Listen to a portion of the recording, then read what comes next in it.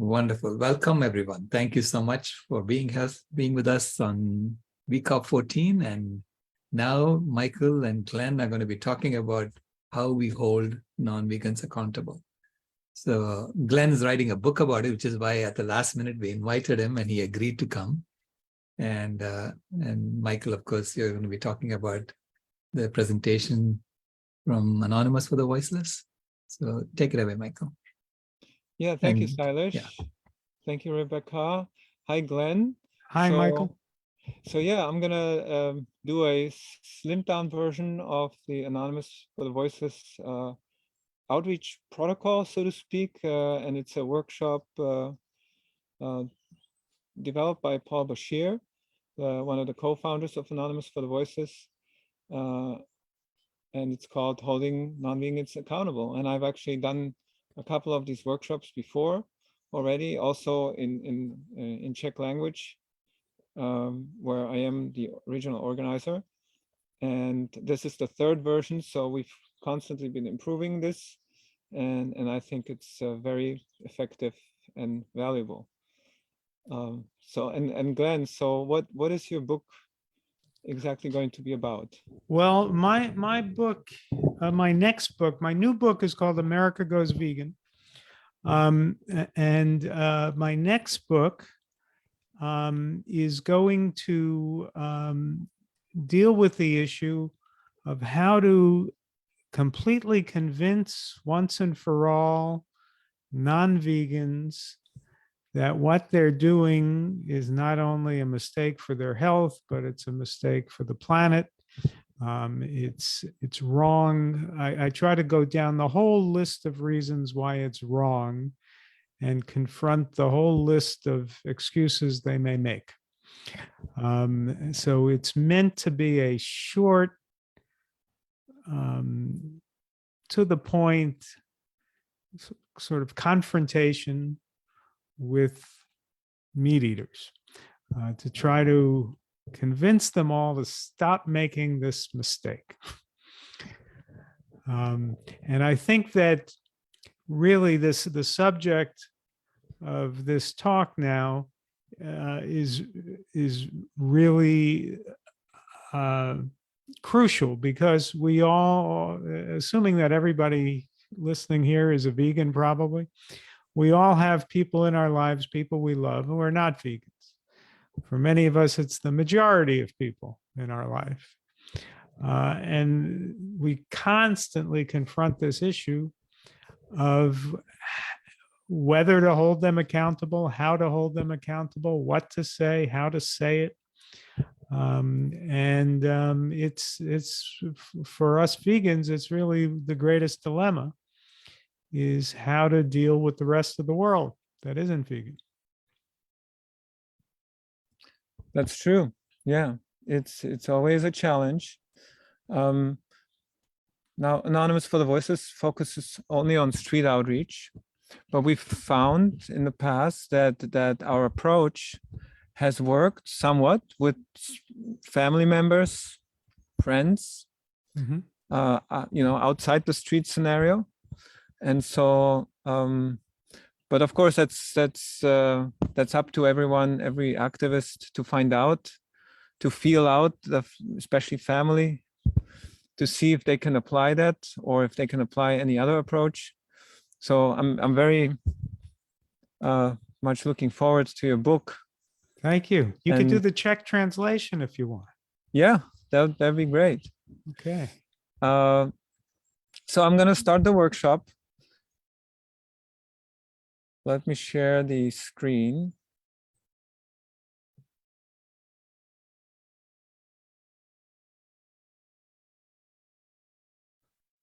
Okay. Can everybody see it? Yes.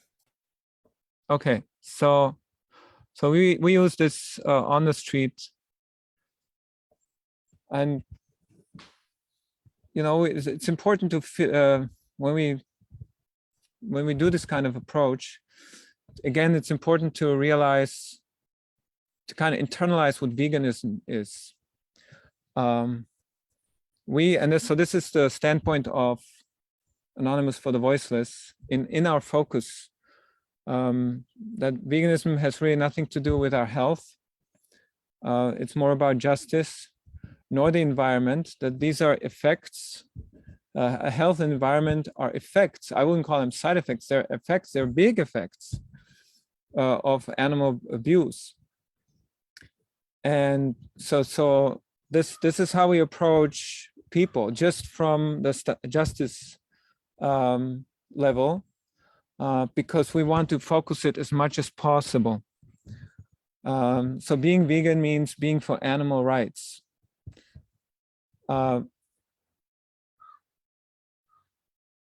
You know, and then, you know, if you ask people what vegan means, you get a whole bunch of versions. So this is why we narrowed it down on the street. And this has been a tried and proved method.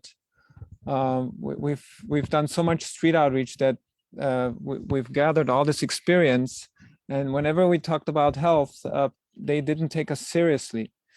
And I'm going to talk a little bit about how to approach health a little bit further. So I think what's very important is this in any outreach, as in speaking up for the victims in the same way as you would want to be spoken up for if you were in their position.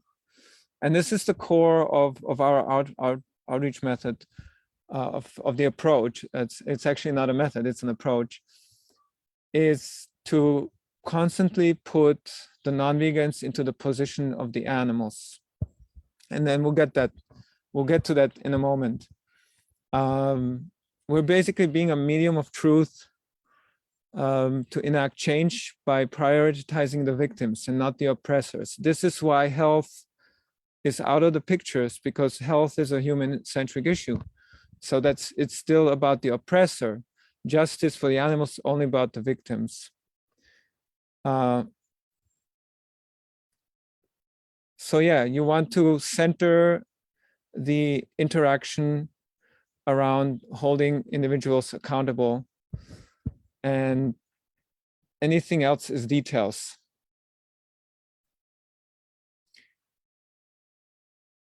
So of course, what we're doing, first of all,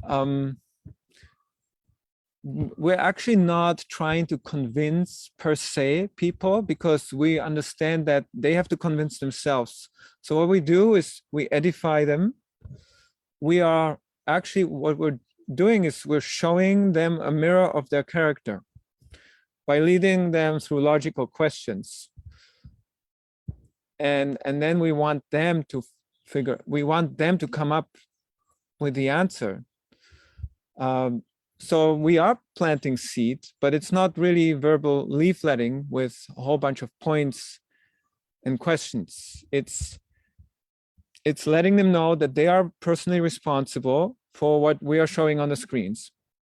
By the way, just if anybody's not aware of Cube of Truth, so it's like an art presentation where either 2 or 4 or 8 or 12 people stand in form of like a cube, and they're holding screens, and then there's a group of people doing outreach around that. So bystanders arrive and they stop, and we only address them when they stop for a little bit to watch the screens, and then we ask these questions. And I'm going to get to that, the actual protocol, how we ask questions. This is just kind of preliminary.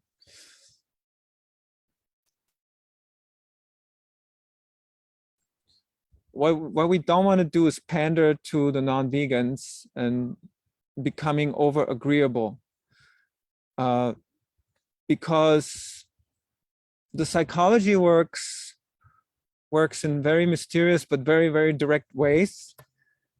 When we start pandering, they're going to basically run us over with all kinds of arguments, with all kinds of excuses. And I've noticed still a lot of vegans do that, so they are liked by the non-vegans. But that's not going to be very effective, because then the non-vegans will just become lazy. It also will cause non-vegans to lose respect for you, that we're basically not taking this seriously.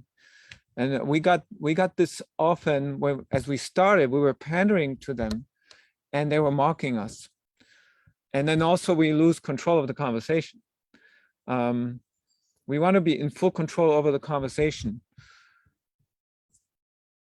The thing is that non-vegans will manipulate us, thinking that we've gained respect. So we want to avoid that. We don't want them to manipulate us with all these excuses.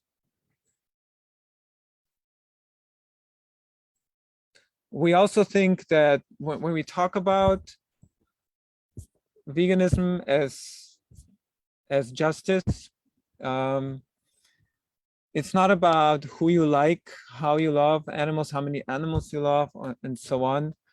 It's not so much about love and compassion. Of course, and here it's important to say that veganism, you know, what Leslie Cross wrote in the 50s, veganism as a scope versus veganism as the focus.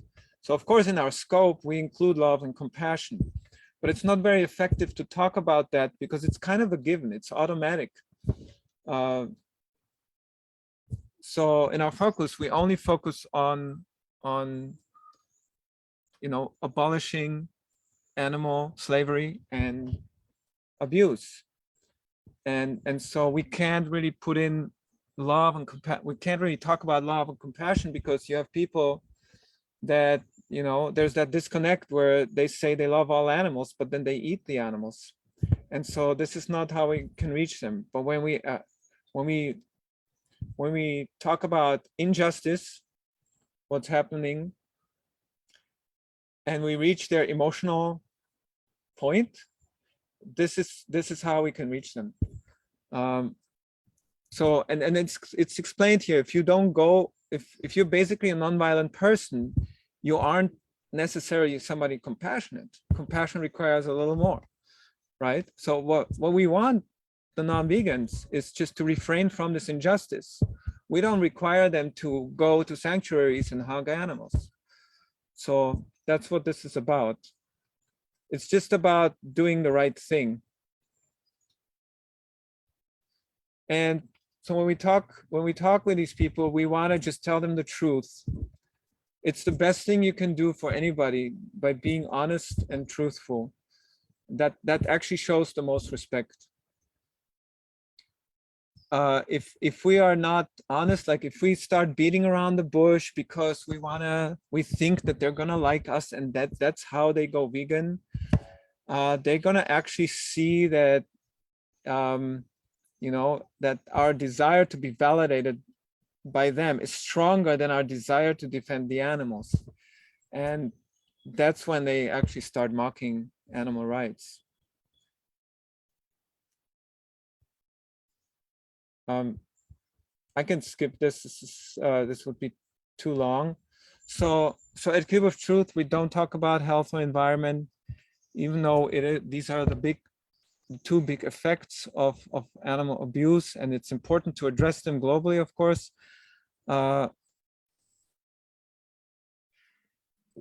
With the environment, the reason why we don't talk about it is because it's so complex, and we've had people come up to us and say, I live in the woods, I don't consume hardly any animals. They hunt and they consume less plastics than non-vegans. So it becomes, so then there are points where it's like, oh, they can get us on this. Whereas on the justice part, there's no excuse there. And same with health. We've had people come up to us on the street saying, you know, bodybuilders who are relatively healthier than some vegans who eat vegan junk food. So it's not congruent always. But again, justice is congruent. They can't say anything against stabbing animals in the throat. And the other reason is because when people on the street, they talk about health, they're starting to deflect from the obvious. They want to evade that accountability. For the murdered elephant in the room, I call it this way, actually, or maybe Paul called it this way, because it's like, yeah, it's a play on this saying.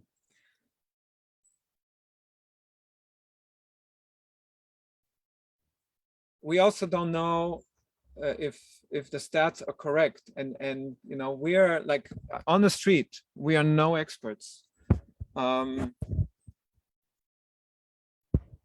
So there's no way for us to measure them correctly. So, and then the vast majority of people are not environmentalists.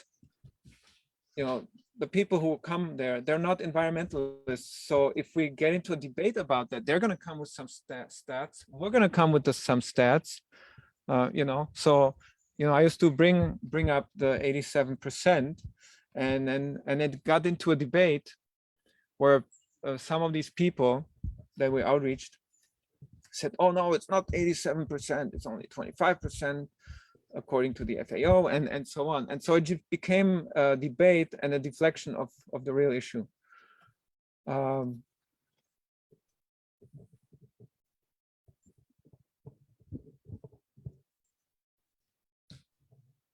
So this is how we respond to health questions. If their concern is genuine, if they bring up health, they have some health issues, we say the science is on our side when it comes to plant-based diets by being healthy. And there are plenty of vegan athletes and bodybuilders out there. And then we say, you know, use Google for more research. And if somebody comes with the environment, which most people these days don't, because they are not experts, but if somebody comes, we say that this is a separate discussion from what we're discussing right now. So quickly, why don't people care about ethics? We still see that a lot of vegans focus on plant-based recipes, restaurants, weight loss, even deforestation, although I think that I would take this out. This is not the most current version. I think we do need to focus on deforestation simultaneously with the justice, because it's relevant. So a lot of vegans focus on still human-centric issues. I see it in vegan groups. We have 1,000 people in my city, Olomouc, which is about 100,000 people. And they share recipes. And when I post something about the cube of truth, it gets 3 likes, and that's all. And by sharing recipes, we're not going to liberate the animals. A lot of people are there just because they want to know, where can I get this product? And that's not going to help the animals, basically. So the conversations we're leading is not about sympathy for the humans or for vegans not being able to find vegan food. It's really about accountability.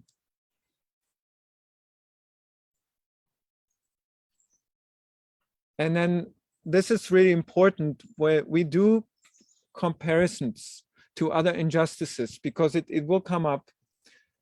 We used to compare it to dogs, but that's not, if we found that that's not really effective.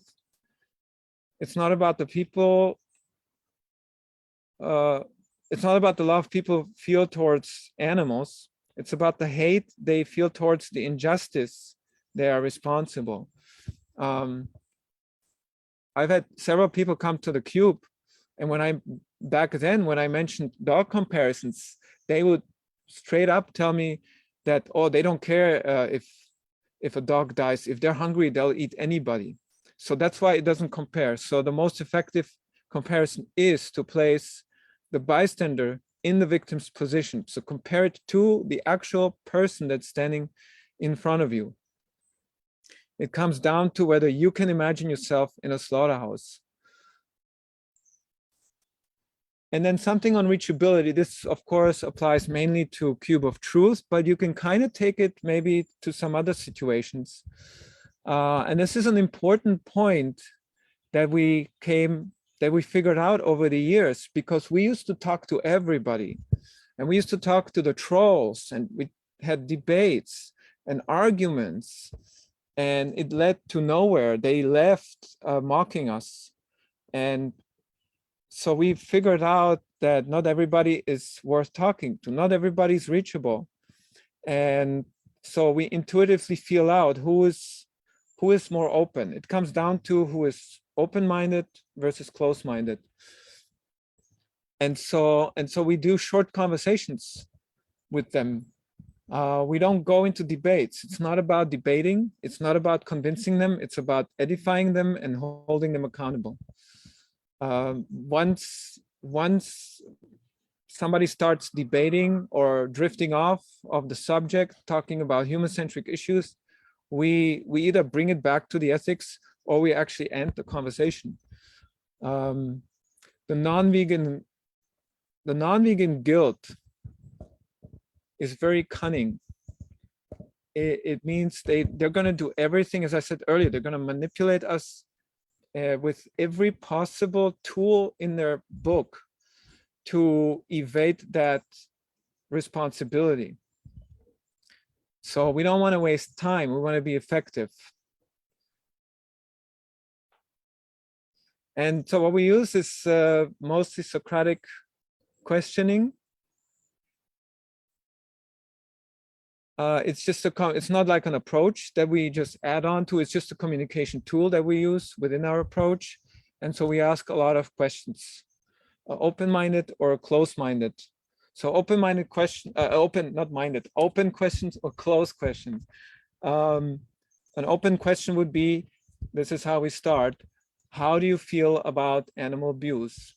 Or how do you feel about what you see on the screen? How does this make you feel?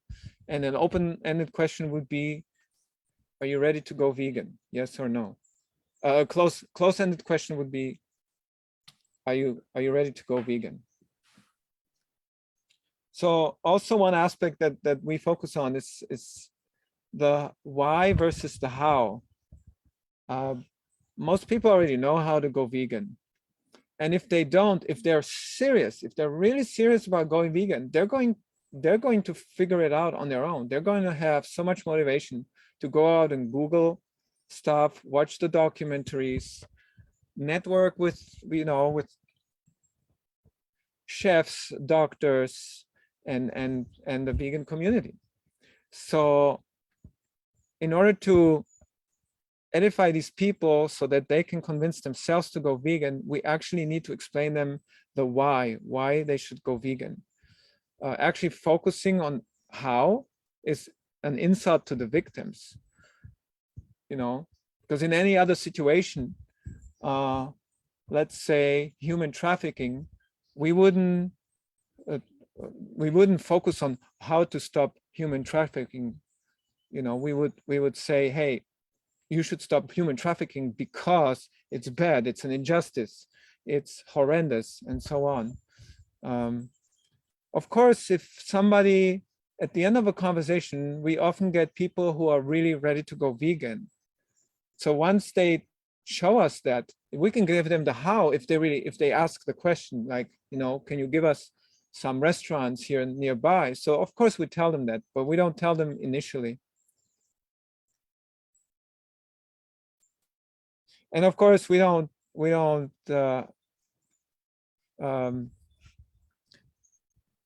pander to vegetarians either. We don't treat them any other way than non-vegans, because they are non-vegans. In fact, in most cases, we use even more vigor because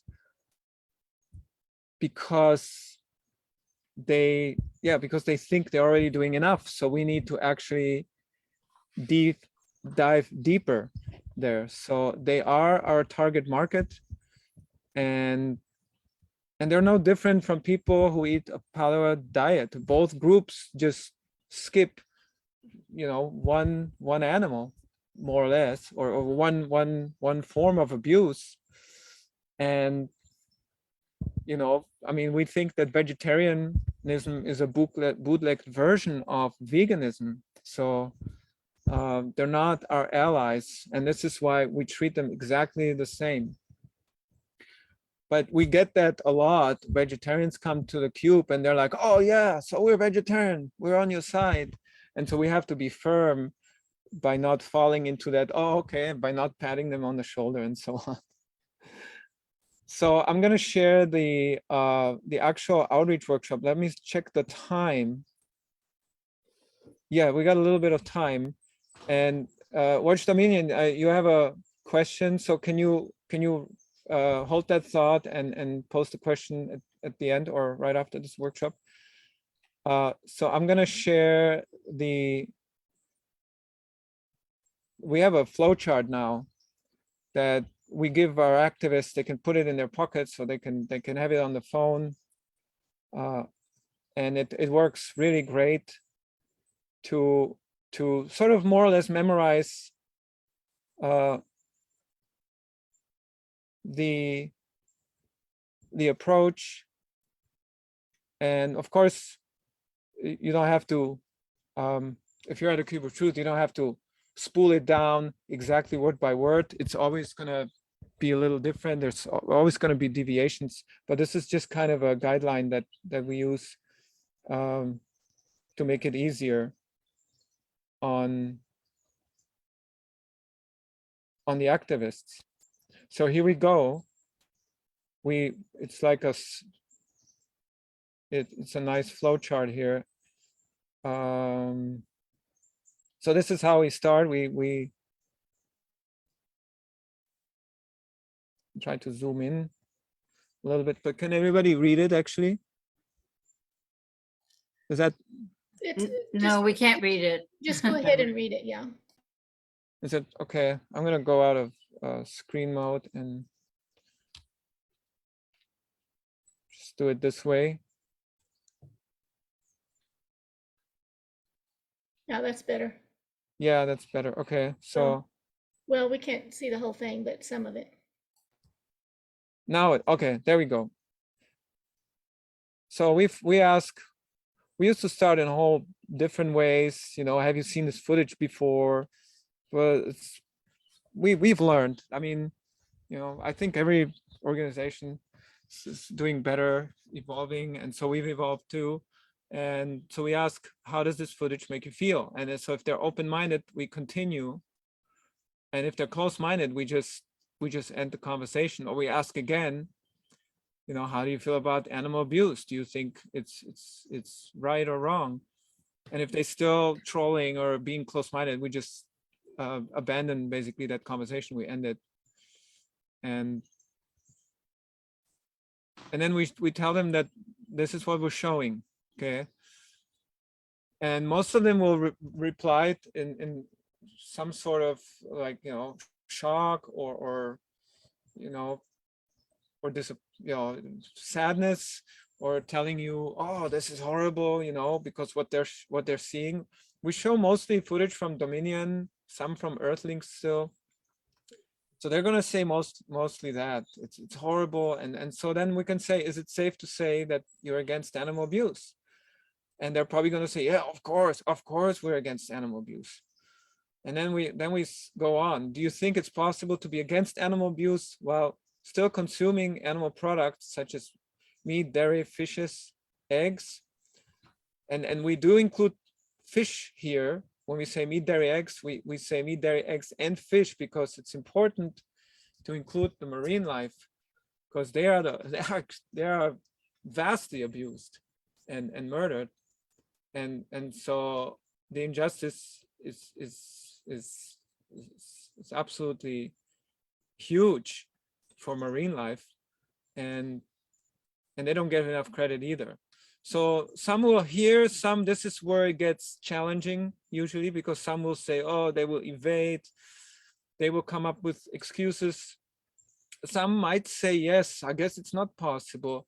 Then it's really easy. If they say, yes, it's not possible, they might at this point already say that they are hypocrites, or they might not, so we can skip. But if they are very open and they say, this is not possible, yeah, you have a good point or something, we can bypass the circle of excuses and go straight to this question, actually, if they're already, to this question, do you know the number one benefit of veganism? And they might say, yeah, for the animals, they don't have to be abused. And then we say, well, what about for you? And some will say health, some will, but I've had people say that I'm no longer a hypocrite, or I can sleep soundly. I've had a couple people say this, but most people won't say this. So this is what we tell them. When you become vegan, you're no longer a hypocrite. And when you're at this point of the conversation, not a single person got offended by that. Like 50%, I would say, would agree. Oh yeah, you're right, we're hypocrites because we say we're against animal abuse, but we still eat meat, dairy, eggs, fish.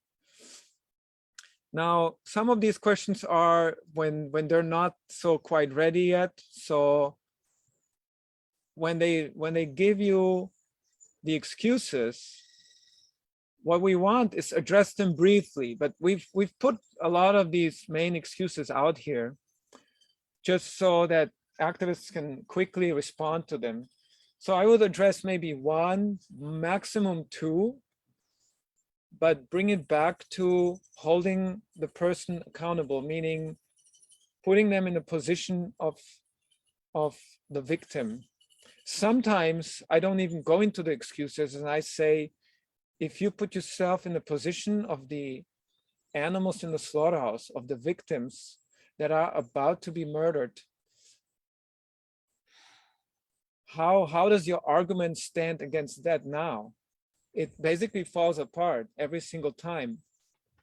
And sometimes that works, sometimes that doesn't. It depends on how open or close-minded it is.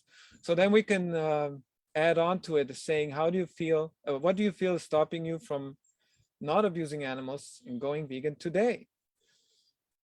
If they're still, if we talked about the benefits of veganism, which I think is the core of this interaction, and they still are reluctant to go vegan, to say, yes, I'm going vegan today or soon, we repeat this. If you were in their position, how urgently would you want this to end? And they're going to say, oh yeah, okay, very urgent, yeah. So then we ask the final close question after our conversation: are you going to stop abusing animals and go vegan? And some will say yes, which is then that's success. Some will say, no, I'll think about it. Or some will say no, in which case we end the conversation, maybe give them a card, a closing card, which has our website on, that links to a whole bunch of resources of why they should go vegan. It links to Dominion, it links to Gary Yourofsky's best speech ever. And those who will say, yeah, let me think about it, we can then add a little more pepper to the sauce by saying, remember, this is not food for thought. This injustice is an urgent matter, because as long as you take to go vegan, these animals are abused and killed. And then we also end with, once you've gone vegan, please speak up and defend for the animals. And this is what we tell vegans who stop at the Cube of Truth. We invite them to become part of the Cube of Truth. So yeah, that's the outreach approach of Anonymous for the Voiceless in a nutshell. Glenn, do you have something to add to that? Yes, I'm happy to react to it. Am I? Yes, there. you're on. Yeah, there you go. Okay, I didn't know what Michael would say, so this all took me a little bit by surprise. I'm happy to react to it. I'll begin by saying, look, we're probably everybody listening here is a vegan. We're all on the same team. We want the world to go vegan, and any way we can do it, we're all happy to have it done.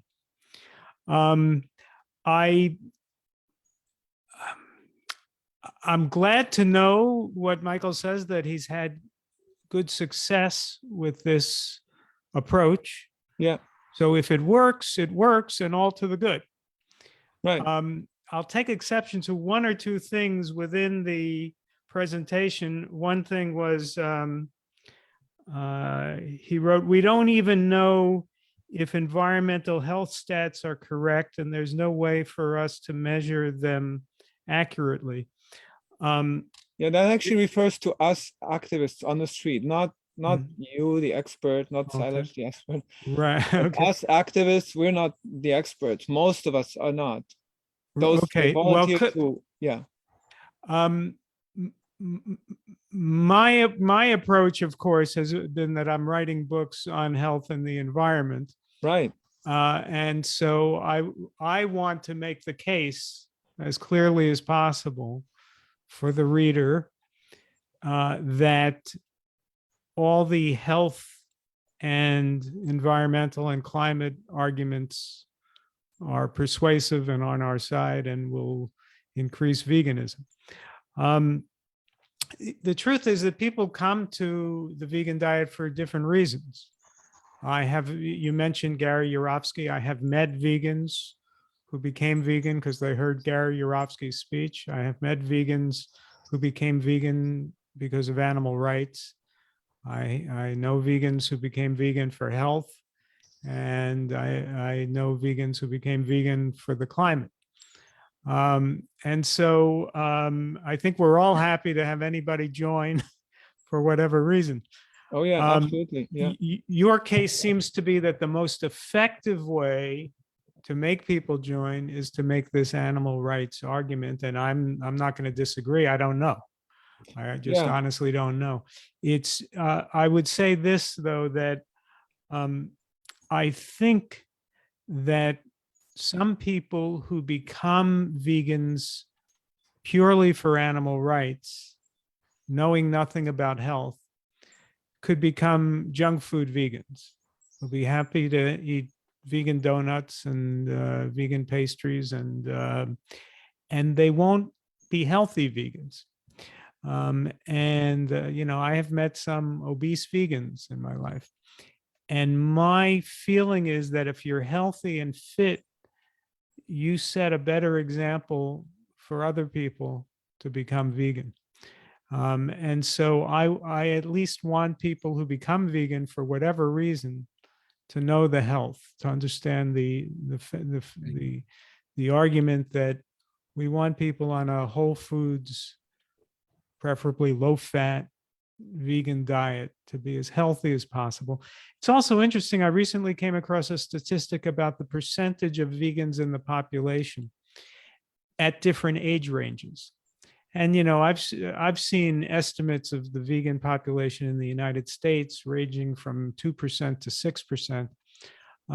This particular graph I saw showed that as it moves towards senior citizens, vegans are like 10, 12%. The older you get, the more vegans there are. Now, I would think, two reasons for that. One is that the more vegans, more senior citizens do it to save their hearts and their health. So as they get older, the health effects of eating meat catch up with them and they go vegan. The other thing is we're just outliving them. We're outliving them. So you get to senior citizens and suddenly there are more vegans. So we all want people to go vegan for whatever reason. I think there are all kinds of benefits to people understanding the science for health and for the climate that aid our cause. I'm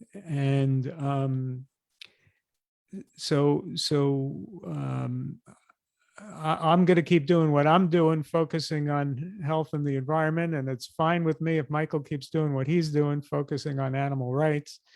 And, I just think we all play our part.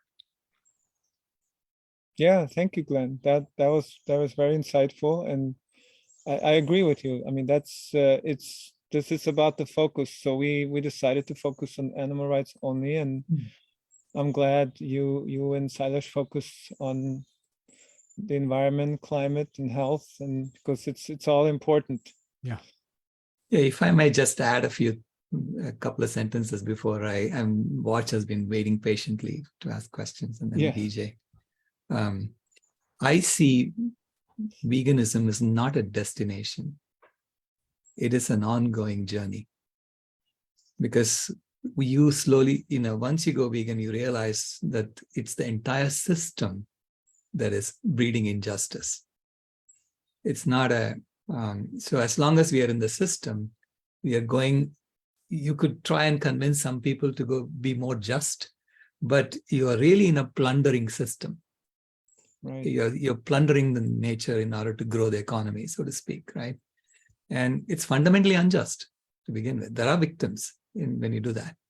So this is why the entire system needs to transform. And that's why I say veganism is a journey. You'll see that you will see other victims. You'll see victims of who are being treated unjustly in the food system. People who are picking strawberries who are being treated unjustly. So you'll see injustice grow, as you expand your consciousness.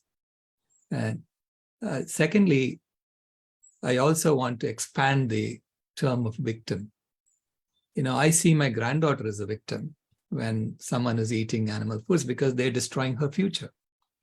I see, unhealthy people are victims because they have been deceived into eating food that makes them sick, right? Yeah.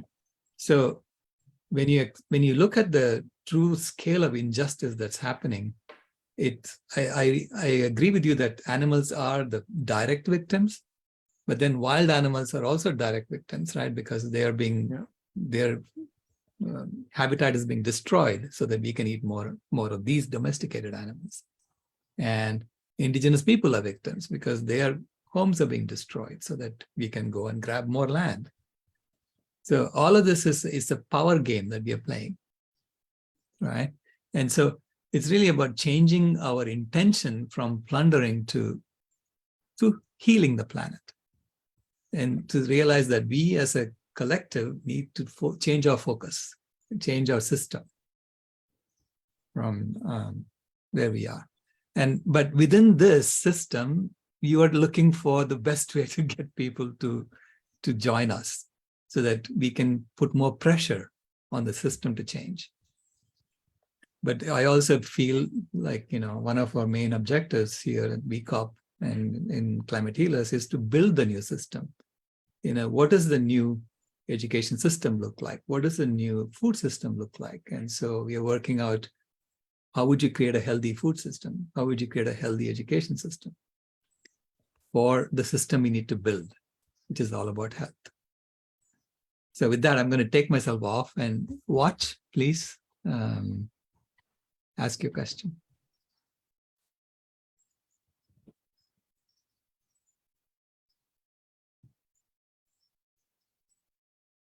Oh, great. Thank you, Dr. Rao. Very well said. And great music, Mike. All right, where do I start? Marketing. So, the basic principle of marketing is you talk about your customers. What's motivating them? The common reason why people buy a car is color, how the car looks, the cup holders. So if I'm a car salesman and I keep on talking about the horsepower, the miles per gallon to a person who is looking for a red car, I have lost that customer. And I think the whole vegan movement needs to look at veganism or promoting veganism as a sales tactic, as a marketing problem. We have a messaging problem, right? I totally agree with you about the message of animal liberation. I have now sold that veganism is a social justice movement. Other benefits like health, climate, justice are lagniappe, additional benefits. However, when I'm promoting veganism on Fridays for Future March, I am talking about climate. I'm quoting Dr. Rao's paper, UK Oxford study, or just very simple fact that 26 units of wheat produce 1 unit of meat. Yes, we have to be generalists. We have to educate ourselves, and it's not required for us to be expert on all the various fields. But as Philip Woolen, who Climate Healers have rightfully awarded trophy says that veganism is a Swiss Army knife that can solve so many problems plaguing humanity and animal cruelty for all. And we have to sell that as a Swiss Army knife. A person who is interested about climate crisis or climate change, we need to talk about Dr. Rao's position paper. A person who is interested about social justice, we need to talk about how animal slaughter industry systematically exploits Black, Indigenous people of color. And just tuning our message to our audience. And just by limiting our message to animal liberation, albeit on a purest sense, right, but I doubt if it's operationally effective. And I know you mentioned about when you become vegan, you stop being hypocrites. There's a lot more to that story, that I've seen. Well, let me not go that way. As Dr. Rao said, it's a continuum. We are all in the process of continuously improving in a carnistic system. We work within the constraints of the carnistic system. We're satisficing, and most people are operating in the satisficing model. So I'm going to leave it at that. Thank you. Yeah, thanks, Waj. I'll just react quickly to when you said marketing and sales. This is what we thought, actually, for Anonymous for the Voices. Well, first of all, I need to mention again, and this is an approach that we found out that is working the best on the street. We're not saying this is the all-encompassing approach that's going to work for the entire movement. That's not what we're saying. This is specifically geared towards street activism. And it may work with, as I said, with families, maybe online with friends, something. It's worth a try. But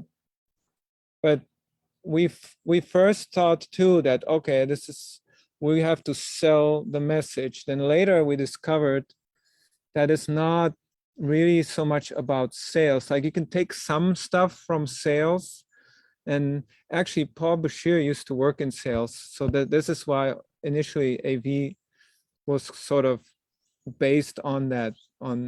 But then we figured out it has nothing to do with political or sales games. You can't manipulate people with some hype words or some psychological tricks. This is why we chose the speaking boldly and honestly and a direct approach. So that works for the street outreach. So Rebecca? Go ahead, BJ. Thank you. First, I guess I just want to say hello to everybody and thank you so much for all the Unitarians that are here listening to this, which leads me into what you were talking about, Michael. I have been talking with Unitarians since 2011, and I've taken the nice approach and the sweet approach and the, well, you look at this, but oh, this is too graphic, I won't even show it to you approach. And in fact, I went through some PTSD, I think, also because I was looking at all and I didn't have an outlet to share it. But anyway, then I started going to AV, and that is an amazing thing because of the people that I talked to using this general approach, I would say 80% of them say, yeah, oh my gosh, I'm not going to do this anymore. And what I wanted to, and we used to keep numbers on it. So I have two questions for you because there's two parts to this. One is, are they keeping numbers anymore? They were for a while and then they stopped. I don't know if they started again. And the second is, you didn't talk about how moving it is to be with somebody one-on-one and see the connection that they make with seeing those animals and knowing they do not want to be a part of that again. The tears, the cries, and the understanding, the connection that they, I think, sometimes will not get, or maybe they do on their own, but it's an amazing thing. And I wanted to know if you had any comments on that. Thank you. Yeah, thanks so much for those two great questions, BJ. So stats, yeah, we kept some stats. We asked volunteers to count basically their interactions when they were sort of successful. So, and even when people said, yeah, I'll think about it, that was like counted as a successful interaction. Then we later realized this isn't really like there's no way to measure this, because if somebody says, I'll think about it, and then it takes them 5 years to go vegan, that wasn't a successful conversation then. So we abandoned the numbers counting and just focused more on, okay, if we say the right things to those open people, it was a successful conversation. But sometimes we get close-minded people, so no matter what you say, you're not going to convince them, right? We want to convince the open-minded, so we're large enough of a group to create the system change, as Dr. Rao says. And you know, there's a book called The Vegan Strategy by, I forgot the author's name, he's from Holland, and he's talking about if enough of us go vegan, the whole system will follow, because people will see it as a trend, unfortunately, but if people then will follow the trend, this will create the actual tipping point. So Tobias Leonhardt is the author, the vegan strategist. So we stopped counting, and then we started figuring out how to use statistics by giving people those closing cards. And when they go to cubeoftruth.com, we would actually track that. And that wasn't very effective. So now we really don't have any mechanism to count these interactions, other than we do a debriefing at the end of the cube. And so everybody shares their experiences, who went vegan, how they felt. And in this debriefing, actually, we also shared the emotional part. So I'm glad you brought that up. Thank you so much. We experienced some amazing transformations, or even just we watch people cry, we watch people break down.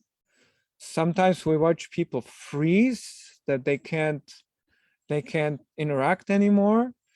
Sometimes they're there in the group, so they get the support from their group. And so we've seen it all these different reactions.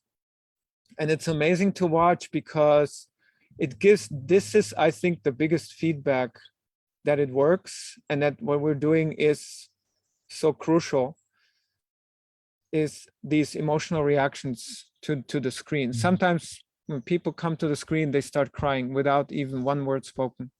So we talk a lot about this in our debriefing, and then when we go after the cube to a dinner, we may still probably talk about it, because it's fascinating to see, and it lights up our hearts when we have people who change basically instantly. And then the other thing is we record. Often we take either photos or also record the interactions, put them on YouTube. We have something called AVTV that we want to expand. And that's very powerful too, because then the whole world can see an interaction where somebody started crying or broke down. And you know, they say on the spot, we've had many people say on the spot, I'm going vegan now, or today. And yeah, that's like, that makes our days when we have this kind of interaction. Thank you so much, Michael, and thank you, Glenn. You're welcome. Thank you. Yeah, if people want to continue the conversation, there are a number of questions for you, Michael. They want to continue the conversation. Can they reach out to you by email? Yes, definitely. Reach out Okay. by email, mike@vegansong.org. And Thank you, or on Mike. Facebook, if somebody has me on Facebook. Yeah. And yeah, definitely. And if you're nearby a Cube of Truth, just stop by for the experience, you know. And if it's not your cup of tea, you don't have to come again, but stop by and see how you feel about just joining, either standing in the cube or actually doing the outreach, following this outreach protocol. We do ask people that they follow this protocol, because we really want to focus very narrowly on this part. And yeah, and as Glenn said before, I think it's important that all these organizations have their own focus, and then we get them from all these sides. And Right. Absolutely. I agree with you. I agree with it. This is why we are here. You know, we are figuring Yes. out how to do this emotional transformation that's happening. It's a heart-centered transformation that's happening. Absolutely, yeah. And how to be most effective at it. So with that,